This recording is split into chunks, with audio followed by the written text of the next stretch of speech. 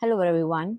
So today we're going to solve Cambridge IGCSE 062042 October-November 2021 series. So let's get started. Question number 1. This question is about states of matter. Complete the table using ticks and crosses to describe the properties of gases, liquids and solids. State of matter is given to us. Particles are touching. So particles are touching when we talk about liquid and solid and not for gas.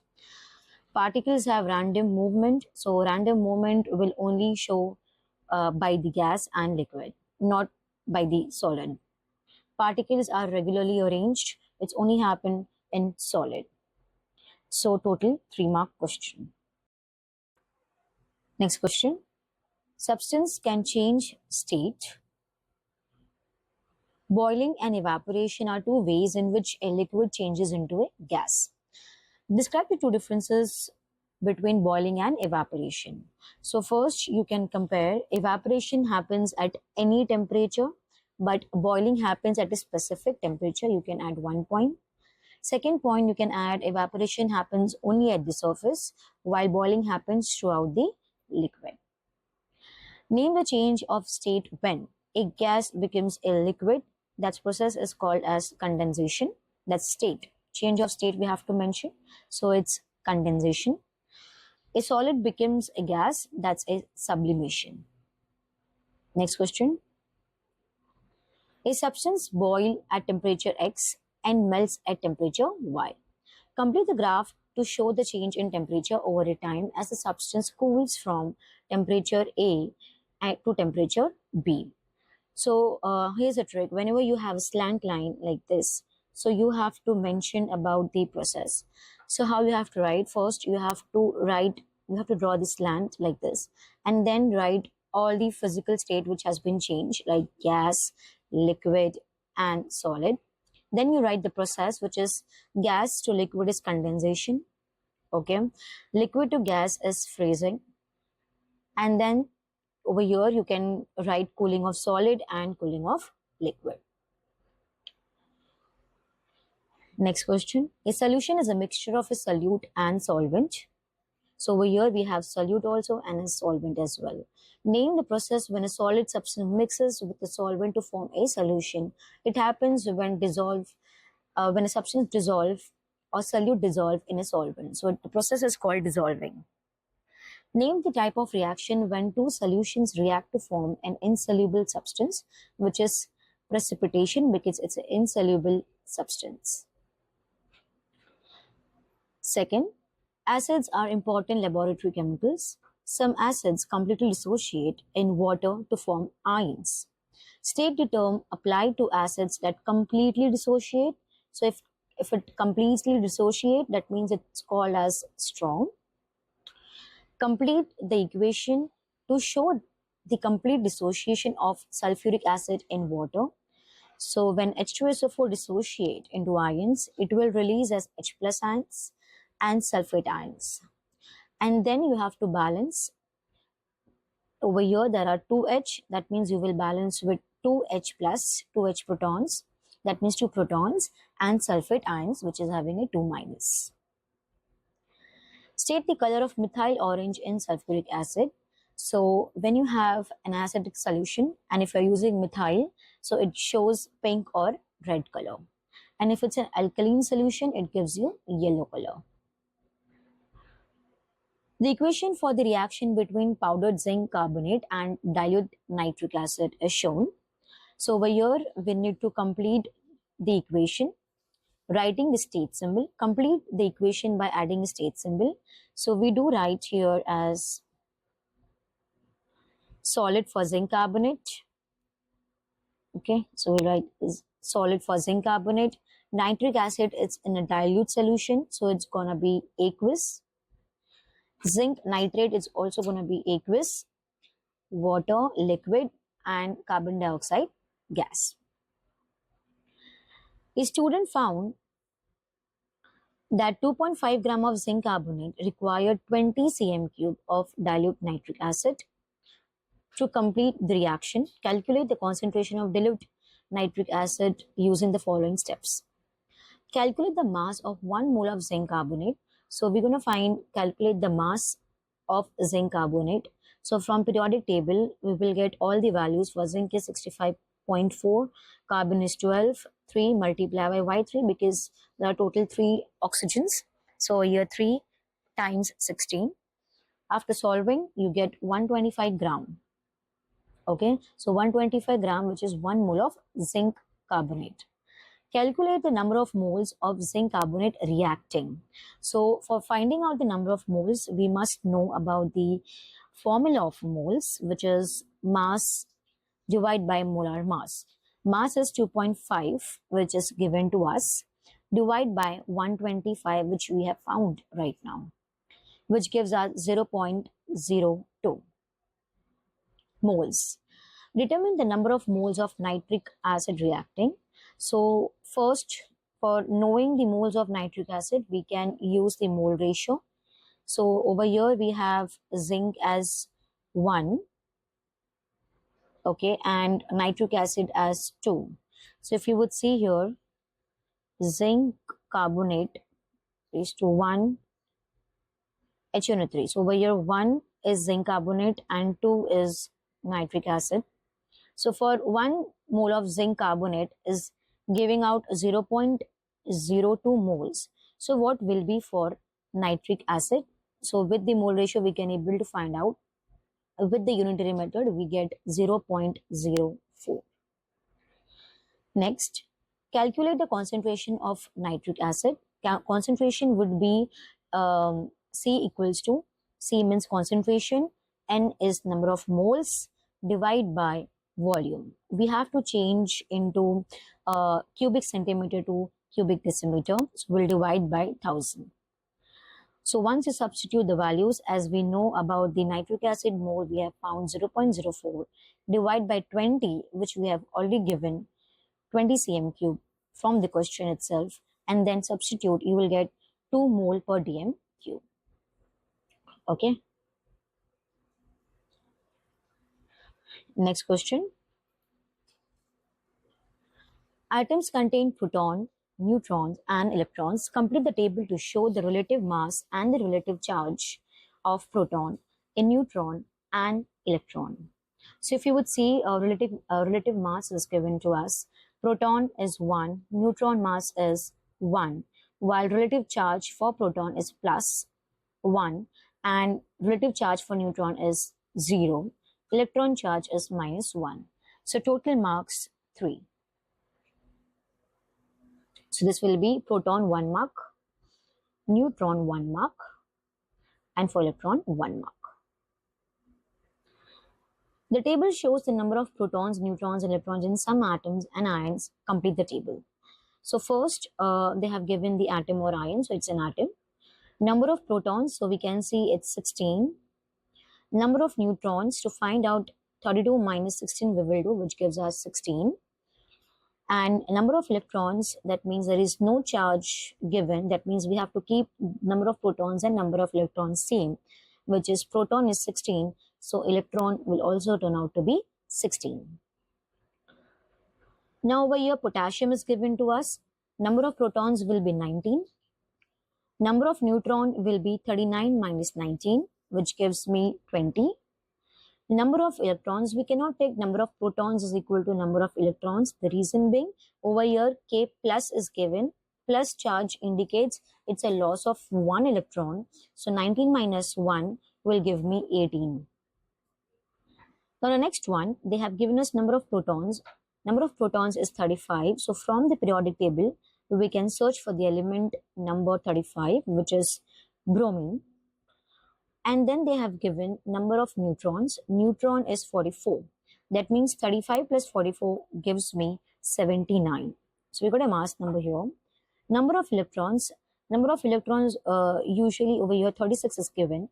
But if you would see, electron is actually more than the proton. So there is an increase of 1.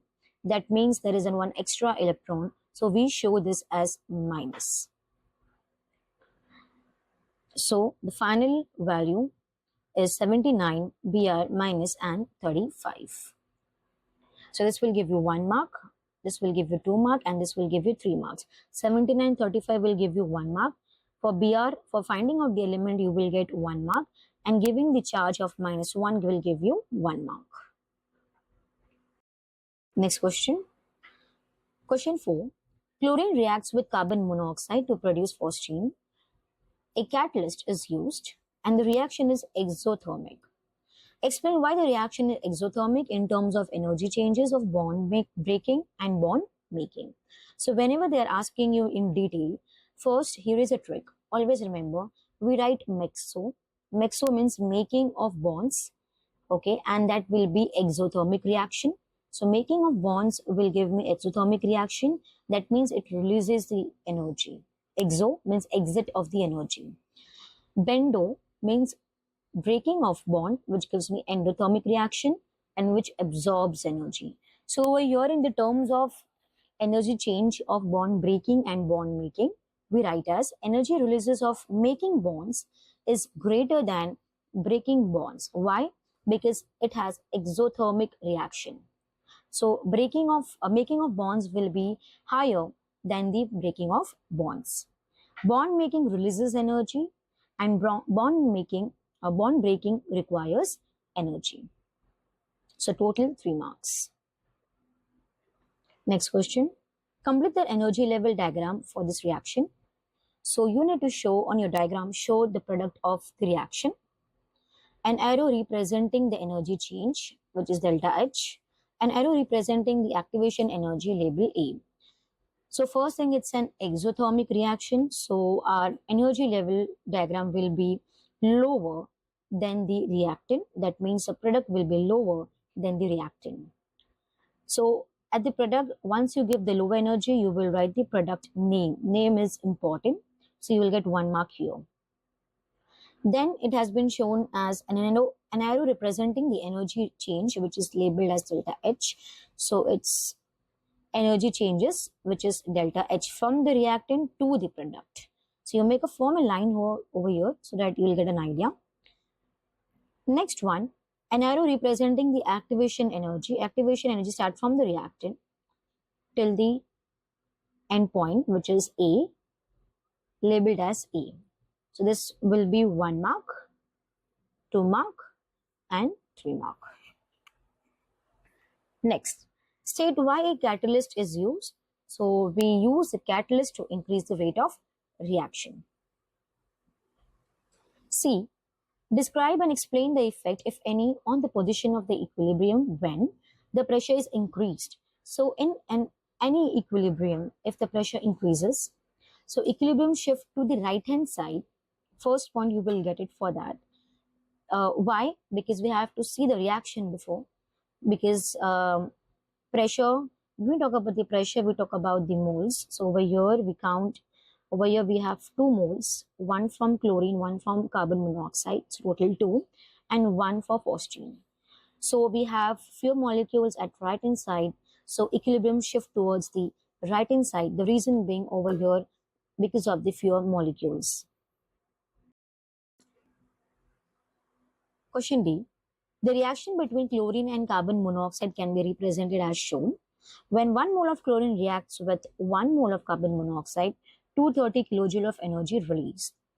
So as you can see, they use information to calculate the energy of bond between C and O in the carbon monoxide. So we do not know the value for CO. So let this keep as X.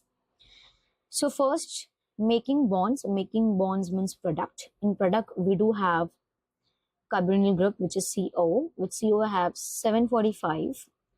Okay. Next is CCl, which is twice. So we add times CCl times 2. So we'll get the answer as 1545 kilojoule. This is for making bonds. Now let's calculate for breaking the bonds. Check for breaking of bonds. So in the reactant side, we have only Cl, which is given to us as 240, plus CO, which we do not know, which we need to find, minus. Why? Because energy taken in minus energy given out, which is making of bonds. So we'll use minus minus the one which we have found, 1545, equals to minus 230. The reason being, over here it's given in the question energy is released. That is why we have to write minus 230. And then substitute this, you will get 1075 kilojoule per mole. Complete the dot and cross diagram to show the electron arrangement in a molecule of COCl2. So over here we have carbon, we have oxygen, along with oxygen, chlorine has been attached. So first we need to know the outermost shell of each element. So carbon outermost shell of electron is 4, while for oxygen is 6, chlorine is 7. So for carbon we have 4, so we're going to show with X. So 1, 2, 3 and 4. We have oxygen. So in outermost shell, we're going to show 6, which is 1, 2, 3, 4, 5, and 6. For chlorine, we have 7 electrons in outermost shell. So 1, 2, 3, 4, 5, and 6, 7 in both the scenarios. So complete diagram, you will get total 3 marks. Next question. Question number 5. Iron is a transition element. Potassium is group 1 element. Iron and potassium have the same type of bonding. So we need to identify which type of bonding it is. So when we have a same type of bonding and this two belongs to a metal, so it's going to have a name as metallic bonding. Description, you can write lattice of positive ions, C of delocalized or mobile electron. You can also write attraction between the positive ions and delocalized electron. Next, transition elements and group 1 elements have some similar physical properties. They can both be hammered into a shape, conduct electricity, be stretched into wires. Name the term used to describe the ability of elements to be hammered into a shape. So when we talk about hammered into a shape, that process is called as malleable or malleability. Describe what happens to the particles in iron, which is when it is hammered into a shape. So particles slide over each other. Suggest why copper rather than other transition element is used for wires which conduct electricity, because it is unreactive and they are ductile. Transition elements are harder and stronger than group 1 elements. Describe how two other physical properties of transition elements are different from those of group 1 elements. So we need to write two physical properties. One is high density and one other one is higher melting point. D question. Chemical properties of some group 1 elements are shown in the table. So over here they have given from lithium to rubidium. So as we know, as we go down the group, the reactivity of the element increases. So for rubidium, it will be, as you can see from this data, we can also write it's gonna be a colorless solution first, and then we can write it reacts more vigorously with effervescence. Reaction with oxygen, which gives a oxide layer, so rapidly forms an oxide layer. Flame test, we need to know the flame test for each ion. Sodium will give yellow color, potassium will give lilac color. At the table, the flame test colors, sodium and potassium, the predicted reactions of rubidium with water and with oxygen. Done. Name the gas produced when group 1 elements react with water. So you should know that when metal reacts with water, which will be cold water, it gives us metal hydroxide plus hydrogen gas. So over here they are asking gas, so we get as hydrogen. Name the solution formed when potassium react with water. So in place of metal, if you write potassium, so you will get potassium hydroxide. So potassium hydroxide is the answer. Predict the pH of colorless solution formed when the potassium reacts with water. So we get as a product potassium hydroxide. Hydroxide comes into alkaline solution, which gives around 7 to 14. So you can pick any range from 7 to 14 because we have to predict. Write the chemical equation for the reaction of sodium with oxygen. Sodium and oxygen, many times students does not write O2. So you need to represent oxygen with O2, not only O, because it's a diatomic So we need to represent with oxygen, and then you get the product as Na2O, the sodium oxide, and then you can balance. So 2 mark, one is for writing the proper reactant and product, another mark for balancing the equation. Iron is a typical transition element. It is catalyst. It is a catalyst used in Haber process. Write the equation for the reaction that occurs in the Haber process. So if you would see here, we have nitrogen reacting with hydrogen, and we have to show the reversible sign gives ammonia. So write the proper reaction and then balance the equation. State the temperature and pressure in the Haber process. Include units. So we have a temperature of 450 degrees Celsius and 200 atmosphere. Sixth question. Ethanol belongs to homologous series called alcohols. Write the general formula of alcohols, which is CnH2n plus 1 OH. Explain why ethanol cannot be described as hydrocarbon, because ethanol has OH, O as a atom, an element which is present, and that is why we cannot describe ethanol as hydrocarbon, because hydrocarbon only contains CnH. Ethanol can be manufactured from different substances by reaction with steam or by fermentation. Give the formula of the substance which reacts with steam to form ethanol. So ethanol formula is this. So if you want to form the ethanol, we need to have alkene dealing with H2O. So alkene reacts with H2O, gives alcohol. So the formula of the substance who reacts with steam is nothing but alkene, C2H4. Name a substance which will undergo fermentation to form ethanol is nothing but glucose. Ethanol is a fuel. So fuel is having a complete combustion. So we're going to have fuel and oxygen, which going to give us CO2 and H2. If it's incomplete, then we will get CO. First, write the proper equation and then write the balanced one. Next question. Ethane 1,2-diol has 2 alcohol functional group. Okay, so we can see 2 alcohol which has been attached. So it's called as diol. One molecule of ethane 1,2-diol will react with 2 molecules of ethanoic acid to form molecule X. X has 2 ester functional group and molecular formula is C6H10O4. So we need to find the empirical formula for X. So empirical formula means simplest ratio of the molecular formula. So we going to divide by 2 in each scenario. So we get C3H5 and O2. Divide all the elements by 2. Draw the structure of X. Show all the atoms and all the bonds. So first, we already know that over here there is 1 molecule of ethane 1,2-diol, which is this, will react with 2 molecules of ethanoic acid, which is this. I have made it for you. So let me bring this up.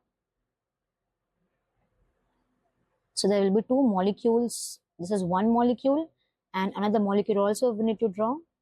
OH, C double bond O, CH. Okay. So 2 molecules of ethanoic acid and 1 molecule of ethane 2-diol. So as you know that when acid and alcohol reacts, it will release H2O.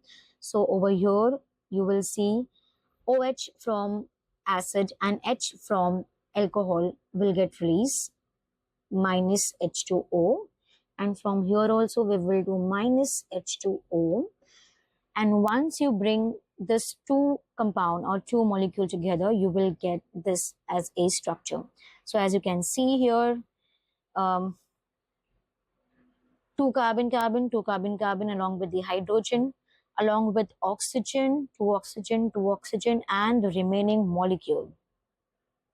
Okay, so this is your proper structure of X and removal of H2O. So we can write 2H2O. Next question. Name the other substance formed in the reaction is nothing but water. Each alcohol functional group in ethane 1,2-diol reacts with acidified potassium manganate to form a different organic compound Y. So when alcohol is having or reacts with oxidizing agent, it undergoes oxidation. So whenever an alcohol goes under oxidation, it will give us acid. So acid, name the functional group of formed in Y is nothing but carboxylic acid. So we need to draw the structure of Y. So we're going to have this ethane 1,2-diol, same in the question over here. Okay, so I have written down. So this is ethane 1,2-diol. Okay, reacts with potassium manganate. So always remember that alcohol will turn into carboxylic acid. So we have 2 alcohol, so we're going to get 2 carboxylic acid, which is also called as oxalic acid or ethane diorite. So we are done with this paper. Do like, comment and share if you like this, and I can share more papers with you all. Thank you.